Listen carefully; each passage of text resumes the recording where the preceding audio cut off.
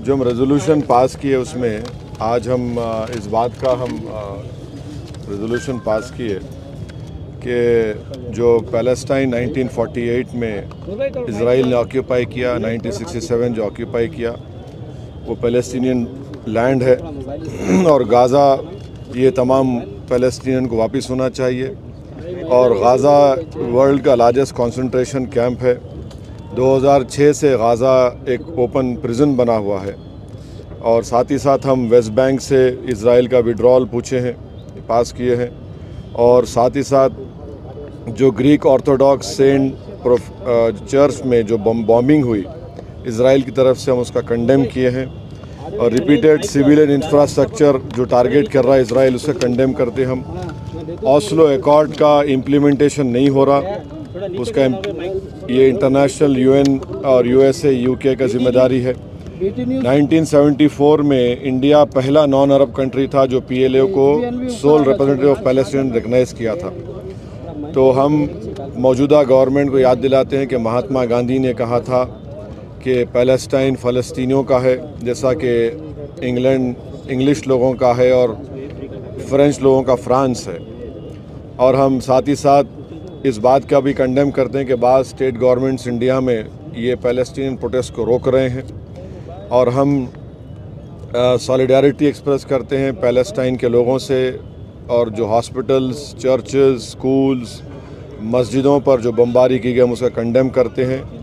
और साथ ही साथ हम इज़राइल की तरफ से जो एक ट्रांसफ़र प्लान इज़राइल इम्प्लीमेंट करना चाहता है, जिसमें गाज़ा से फ़लस्तीनियों को सीनाई डेजर्ट में और वेस्ट बैंक से जॉर्डन में ढकलना चाहता है, हम उसे कंडेम करते हैं।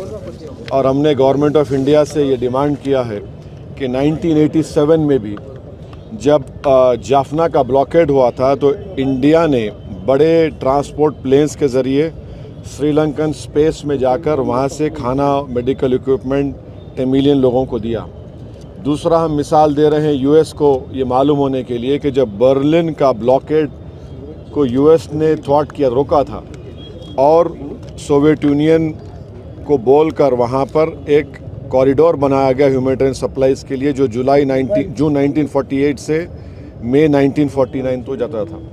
तो अब ये जितना भी गाज़ा में हो रहा है, जिसमें 5,087 लोगों की मौत हुई है, जिसमें 2005 बच्चे मारे गए इज़राइल की तरफ से, 1,119 महिलाओं की हत्या की गई, 187 एल्डरली लोगों की हत्या हुई, 15,898 लोगों की इंजर्ड हुई है।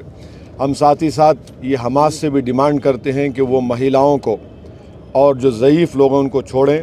हम इज़राइल से डिमांड करते हैं कि जो 6,000 फ़लस्तीनी जेल में हैं उनको रिहा करें। और आज भी इज़राइल के जेलों में 1,000 से ज़्यादा मासूम बच्चे हैं, इज़राइल उनको छोड़े।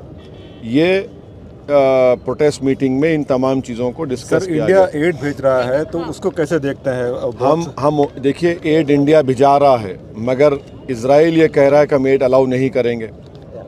हम जो है राफ़ा से, इजिप्ट से, राफ़ा से गाज़ा में एड भिजाने की बात कर रहे हैं। हमारे प्लेन्स भी चले गए हैं, मगर और हम प्राइम मिनिस्टर नरेंद्र मोदी से डिमांड करते हैं कि वो पहले सीज़ फायर कराए, वहाँ पर गाज़ा में सीज़ फायर कराए, गाज़ा में एक ह्यूमैनिटेरियन कॉरिडोर को खोला जाए। गाज़ा में 50,000 महिला प्रेग्नेंट है, अस्पताल ख़त्म हो रहे हैं, अस्पतालों में बिजली नहीं है, ऑक्सीजन नहीं है, एनेस्थीसिया नहीं है। तो हम हमारे देश के प्रधानमंत्री से ये अपील करते हैं, डिमांड करते हैं कि वो इज़राइल पर, बल्कि हमारे प्रधानमंत्री G20 के भी अब हमारे पास प्रेसिडेंसी है, तो हम जब यूक्रेन पर हमले का कंडेम करते हैं तो ये भी हमला कंडेम करके वहाँ पे ह्यूमैनिटेरियन एक कॉरिडोर खोलना चाहिए, ताकि गाज़ा की जनता को ह्यूमैनिटेरियन रिलीफ मिल सके। हम उम्मीद करते हैं कि हमारे देश के प्रधानमंत्री ये बात इज़राइल को करेंगे और इसका एक कॉरिडोर खुलवाएंगे। और एड की ज़रूरत है वहाँ पर। आप अंदाज़ा लगाइए कि 5,000 लोगों की मौत हो गई है। अस्पताल पर इज़राइल बमबारी कर रहा है, अस्पतालों को बर्बाद कर रहा है। तो फिर कैसा होगा उन लोगों की, उनकी सहायता, उनकी मदद कैसे की जा सकती है? सर, एक और एड के साथ आज प्रधानमंत्री ने भी कई देशों के हेड से बात की है एफर्ट्स कर रहे हैं। नहीं, प्रधानमंत्री से अभी प्रधानमंत्री के पास दिसंबर तक G20 की भी जिम्मेदारी है। जिस तरह G20 में हमने एक जॉइंट कम्युनिके बोलिए जॉइंट स्टेटमेंट हमने जारी किया, जिसमें हमने कंडेम किया था कि किसी भी कंट्री पर इन्वेजन का, ये ऑक्यूपाइड टेरिटरीज हैं। इजराइल रेजोल्यूशन नंबर 242 को नहीं मानता है, 242 रेजोल्यूशन को मानना चाहिए। इजराइल ये ट्रांसफ़र पॉलिसी के तहत अपने गाज़ा के फ़लस्तीनियों को सिनाई डेजर्ट में ढकेलना चाहता है और वेस्ट बैंक के फ़लस्तीनियों को जॉर्डन में ढकेलने का इनका प्लान है। ये जेनोसाइड कर रहा है इजराइल गाज़ा में। देश के प्रधानमंत्री को एज ए G20 के हेड की भी उन पर एक एडिशनल जिम्मेदारी है कि वो सीज़ फायर करवाए और वहाँ पर एक ह्यूमैनिटेरियन कॉरिडोर खुलवाए ताकि फ़लस्तीनियों को उनको राहत मिल सके, उनकी जान बचाई जा सके। और मैक्सिमम बच्चे मर रहे हैं, आप अंदाज़ा लगाइए कि 2000 बच्चे मर चुके हैं। इससे बड़ा बर्बरियत क्या हो सकती है? क्यों सारी दुनिया खामोश बैठी हुई है? क्यों सारी दुनिया सिर्फ इजराइल की ऑक्यूपायर एज अ फोर्स की बात कर रही है? क्यों फ़लस्तीनियों की बात क्यों नहीं कर रही है?